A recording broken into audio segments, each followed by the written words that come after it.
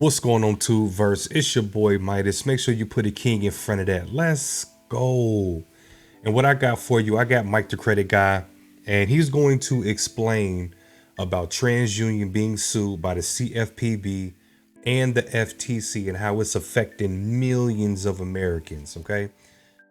What's happening is a lot of us were sending in requests to either freeze or unfreeze our accounts, and TransUnion was not doing it, even though you were either getting letters or getting some type of indication back from them that what you wanted done or what you requested was done, and it turned out to be false. So we finna jump right into it.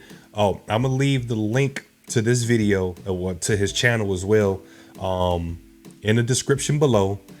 Before you bounce out of here, make sure that you like, share, subscribe, and click the bell, and let Mike know that you came from the Extraordinary Men podcast. Okay, let's get it. TransUnion is being sued by the CFPB and the FTC, and yes, they will be owing you some money. On October 12th of 2023, TransUnion agreed to a massive $23 million settlement. Now, this is a very unique situation because people are only focusing on one part of this actual settlement. The major one that is going to be about rental evictions and rental reporting. That's one part of it, but you need to watch to the end because there is a secondary part that can help anybody that has a negative item on their credit report, because nobody has talked about the fact of these fraud alerts that were placed on people's credit reports and how TransUnion has not actually been removing them. So this is also another part that has been hindering a lot of Americans in the lending process. So as a great example, if someone went and applied for an actual auto loan or a home loan, whatever it may be, if there's a fraud alert on your credit report, this can stop you dead in your tracks and they cannot process your application. So it's like a two-part process. So the evictions process and then the applications process. So not only are they misreporting actual eviction information, but then you try to apply and the application won't even go through. So when people actually applied for actual apartments or rental homes, you know there's an actual application fee, right? So these people had to keep going applying and getting application fees, and they kept telling TransUnion, yo, remove the fraud alerts off my credit report. I didn't put them on there. Oh, we've already processed that report. Well, guess what? They were caught not actually processing them. So 11 million. That's wild. So if you didn't quite catch what he was saying, every single time that you go and apply for an application, there's a fee associated with that application. Wherever you're applying for any type of housing, apartment, two-store, it doesn't matter. Single family home, it doesn't matter. Okay, when you apply application, there's a fee attached to it. So every single time that you submit that application, and then whoever is processing your application, they send it through, TransUnion would block the application or block them from being able to see what they want to see on your report. The location is then coming back to you saying, hey, it's blocked, or we can't process. Basically, we can't process this application. Okay. So then you go and try to submit another one. Maybe there was an error. So you submit another one. That's another fee. It comes back, same thing. So then maybe third time's a charm. You dotted your I's and crossed your T's, make sure everything was straight. You submitted it one more time.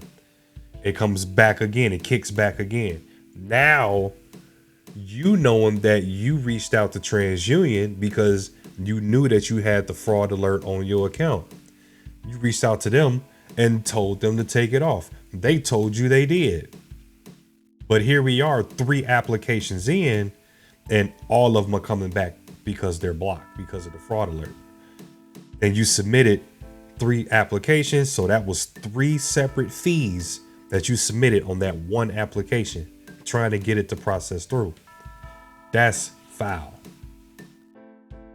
million of this $23 million settlement are going to go directly to people that were affected with the tenant screening report. That's very important to understand. But then another $3 million is going to go to people that were affected by the actual security freezes and lock requests. So people requested security freezes or lock to be removed or placed, and it never happened. There was a massive backlog of just ignored freezes, locks, and fraud alerts. So it wasn't just those. Like, all three of these are very important, because if someone tried to freeze their actual credit report so nobody can get into them, guess what? They weren't frozen. And then when they asked for them to be actually unlocked or unfrozen, they did not do that. And this is why this other section is very important to understand, because this is going to affect millions of consumers. So if you ever felt that you put a freeze on your actual credit reports and they didn't do it, pay attention. Whenever you put a freeze on, it shouldn't take that long. It should literally take 24 hours, or literally the moment you click that button. If you go online, you go to the TransUnion website, Experian or Equifax, you literally click the button and it should be instantaneously. But sometimes people call and they do it over the phone, or they may send in a letter for whatever reason, and that's of course going to take longer, because I mean, why would you send a freeze through snail mail? But unfortunately, some people still do the old school way. So it's very I'm definitely one of those people that do it the old school way. I'm all about sending it through the mail. I like paper trail. You know, I like getting the receipts with the tracking numbers, show them that I actually did send it, because if there's ever any hiccups, any problems, I could, you know, refer back to, well, I sent it this day, this time, this is the tracking number that was on the package. You can even send it to where, in order for the package to even be delivered, it has to be signed for. So there's no denying that that package arrived. Another reason that I like to do snail mail is because I like to receive a letter back. Actual physical documentation, tangible documentation that they received my request, they processed my request, and then they sent me a response back telling me that it was done. Okay. That can help along with the CFPB and the FTC case. Okay. With them fighting this lawsuit, or presenting this lawsuit. You got paper trail. Another reason that I like to do snail mail is because when I process said requests, whether I'm freezing or unfreezing, I can also request for them to send me an updated credit report. They have to do so upon my request. So that's why I like snail mail. very important to understand, the moment you click freeze, it should happen instantaneously, and that was not the case with TransUnion. This is all a part of a bigger picture that consumers just do not want to understand. The credit reporting agencies are not here to help you. They're there to keep you down as a subprime borrower so they can continue to sell your information to subprime lending companies. This is how the credit reporting agencies make money, by selling your data to lending companies. They're not making money off of selling you a credit report. That's just chump change to them. This is what we call big data. So the more people that they can keep down and keep denying for credit, guess what? They could send you off to somebody else and sell your data. The biggest part about this entire situation is TransUnion owned the rental company. It was literally a TransUnion rental screening company that got caught literally putting wrong eviction information on credit reports. They refused to update it. A great example, if you're working on your credit and you get a TransUnion stall tactic letter, they say, hey, it appears that we got a letter, but it doesn't look like it's you. It looks like it came from a credit repair company. Another example of how they're trying to stall the process and scaring consumers is their tactic. Because guess what? Again, they can keep you down even longer. Last part is the most important. The TransUnion Rental Screening Solutions subsidiary that is owned by TransUnion. This is who you need to focus on. If you had any type of evictions on your credit report, any type of rental reporting, so let's say they reported a balance and it's not accurate and TransUnion refuses to update it, this is a problem. If they reported an eviction, then you went to court and then the eviction got dismissed, you had the paperwork and you gave it to TransUnion and TransUnion refused to update it, because guess what? Now it's not an eviction anymore if it got dismissed. This is the problem. You need to look at at your credit reports if you went through any of these situations, and pay attention to see if Transunion is not updated, especially if you have the proof. I see a lot of times people get evicted, they go through financial hardships, and they wind up having some type of rental issue on their credit reports. It's important that that balance be accurate and complete. If you don't owe them money for any damages or they don't show proof of damages, you need to fight back with TransUnion. And this is where this can help you, because if you can fight back and show that TransUnion did nothing, guess what? It puts Experian and Equifax at question also. Now, if you have any rental evictions or any type of evictions on your credit report with an actual collection company, that means a collection company is collecting on behalf of the rental company. You need to make them validate that actual eviction account, because when you send an actual validation letter, it needs to state very clearly that you want them to cease and desist until they can validate this properly. When you tell an actual company that is a collection company to cease and desist, they must stop all reporting on credit reports. They actually have to remove it from your credit report temporarily until investigation is over with. And if the collection company does not, that is a direct violation of the FDCPA. When you That goes back to what I was saying about the snail mail. So when you submit your validation letter, your cease and desist letter, that is accurate. When you send your letter, want to attach it with a tracking number.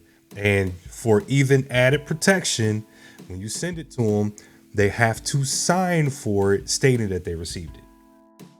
So those are other ways that you could protect yourself. And then when they sign for it, USPS will actually send you back a letter or the little notice in the mail showing you that they signed for it. So, I mean, there's multiple ways to protect yourself and have this paper trail. Every time that you're doing something, this is just my own personal opinion. If you can, if it's at all possible, make sure that you get a paper trail behind it.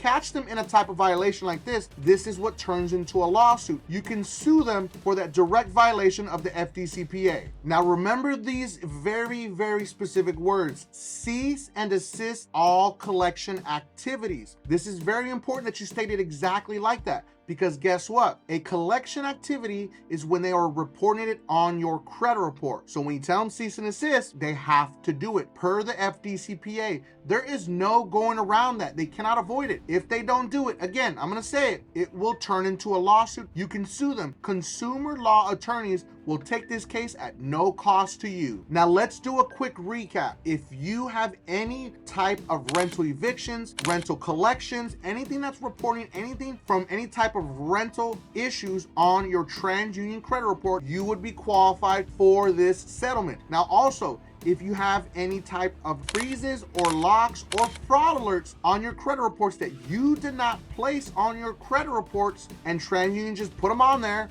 or they didn't remove them, you also qualify. And understand, if you have a fraud alert on your credit report with TransUnion and you did not place it there, that is a direct FCRA violation. If you have any of these issues, you qualify. Now the next step is you need to go to the CFPB website and file a direct claim on their website. It's very simple. You just go to the website, click on file a claim, and write in all of your information that you need to. Make sure that you list any type of rental evictions in that complaint, stating this is not accurate and this is not complete. I want it deleted from my credit report immediately from your TransUnion credit report. Now, once you get actual confirmation from the CFPB, which is usually about 7 to 14 business days, they're going to tell you that they deleted it from your credit report. You're going to save that, save the case number, and you're going to send that to Experian and to Equifax and make them delete it from those also. This is your golden nugget. I hope you watched to the end, and I told you it was going to be very important because the last part is always the most important. Sorry, I misspoke there for a second. It's a CFPB complaint. So you need to make sure that you file a complaint,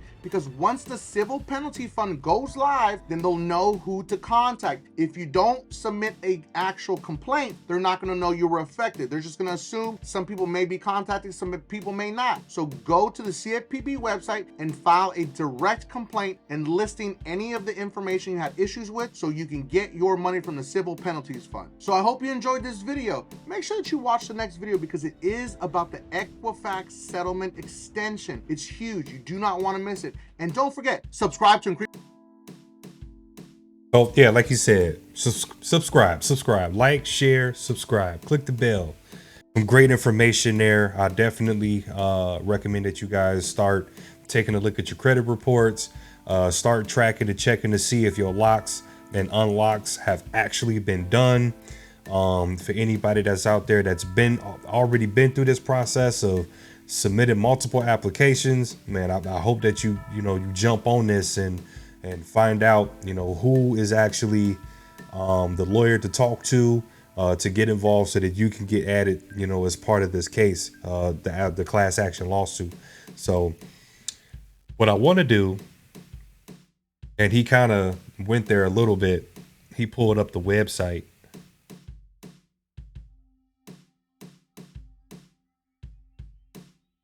For you guys. CFPB, an agency in the United States government responsible for consumer protection in the financial sector. So I don't know if you guys remember or recall, Biden was talking about, and I believe this is when he was first running, he was talking about canceling the credit bureaus and only wanting to run with the CFPB. Because technically the CFPB, they're kind of like the only governmental sector or branch or whatever you want to call it.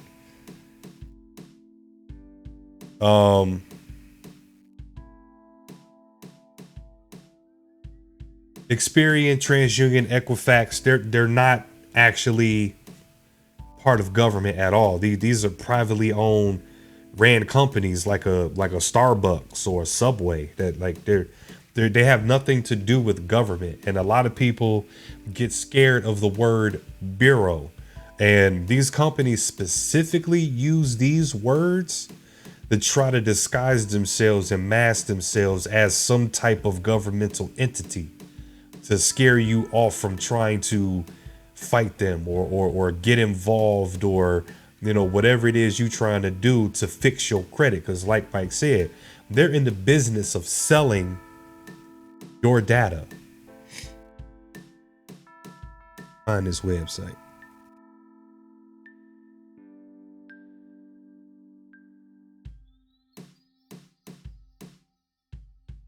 CFPB complaint.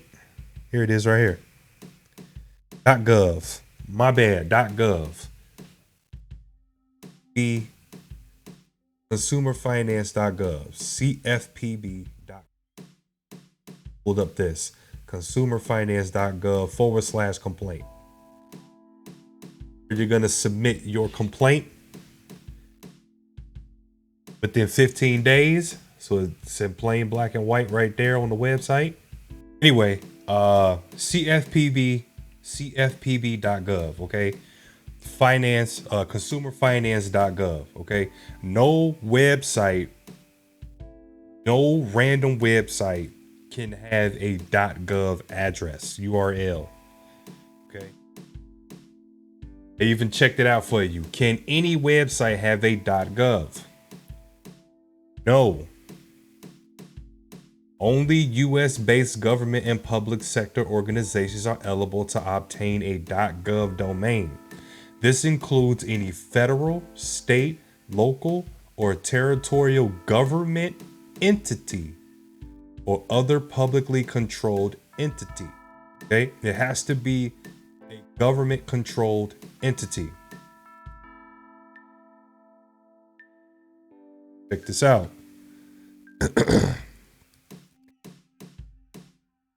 I'll do that one. Since we're talking about TransUnion. Look, .com, okay? TransUnion.gov doesn't exist. Does not exist. It is not a government entity. Okay. So don't let the word bureau scare you guys. Don't let the word bureau get you guys thinking that these credit unions or these credit reporting agencies are government. They're not. The only one that's government, CFPB. Okay. This is the spot that he pulled up talking about how to submit a complaint. Okay. They usually respond within 15 days. Like this right here. Find answers before you can start a complaint. Which products and services can I complain about? This is very important. This is very important. Look at the list. Checking and savings accounts, credit cards, credit reports, and other personal consumer reports.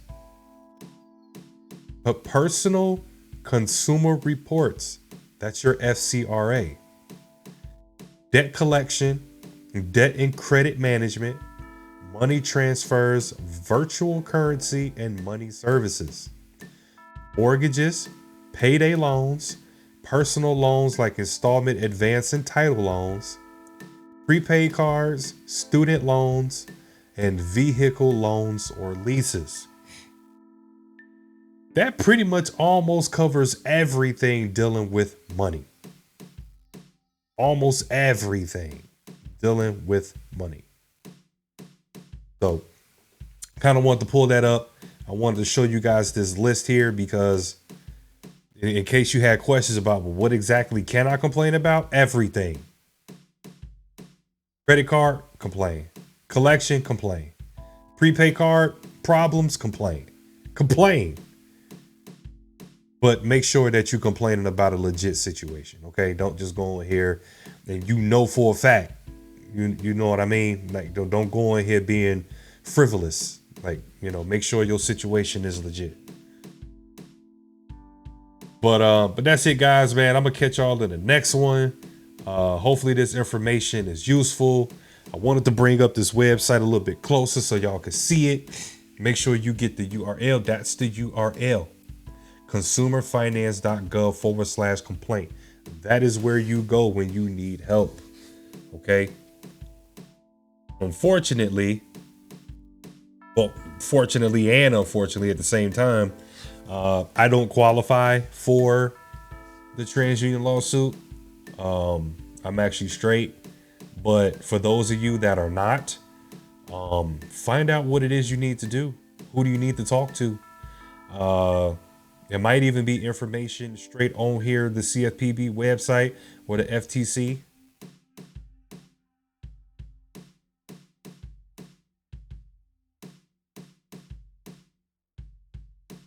Might be, so look at that, ftc.gov. This is a government entity, okay? But it might be some information on here. Submit a public complaint, report fraud. Look at that, bam. Right here.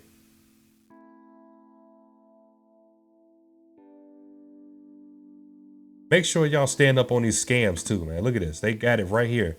The FTC will never demand money, make threats, tell you to transfer money, or promise you a prize. Okay?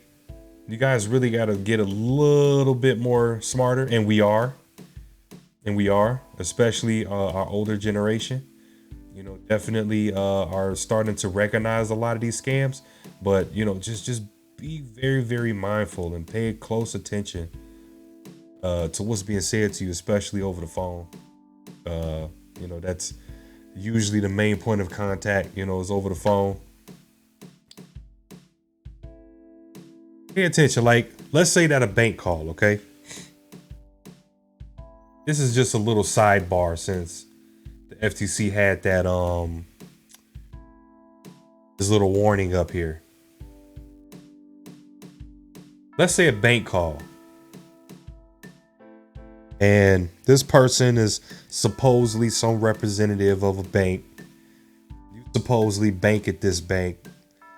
I'm going to tell you that there's some fraud activity or they need to move your money to another account or whatever issue it is that they say is going on. Okay? This is what you do. You say, I'm going to hang up and call you back. They probably hit you with, oh no, you can't hang up and all this and that. That right there should let you know that it's fraud.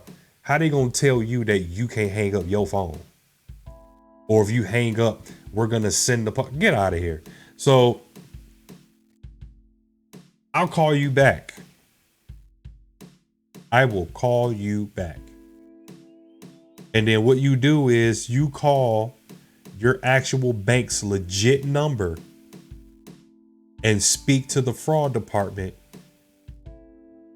You ask for the person that you were talking to over the phone that called you, trying to tell you about the fraudulent activity going on with your bank account, and see if the person that called you was real. See if the person that you were talking to is an actual real employee of that company. Ask them for an agent number. Tell them this agent, blah, blah, blah, with this number, blah, blah, blah, called me, informed me about fraudulent activity on my account. Is this a real employee? Is this fraud alert legit? And you're talking to the actual bank for real, and they will let you know if it's real or not. So I think that's the easiest way. That is the simplest, quickest, easiest way to spot a fraud call. Call your bank. Hang up and call your bank. All right, y'all. So this is Mike the Credit Guy. Make sure that y'all go to his page. I'm going to leave the link in the description below. On the way out, make sure that you like, share, subscribe, and click the bell for us. We are the Extraordinary Men Podcast, and we are here for you. We give our perspective on things.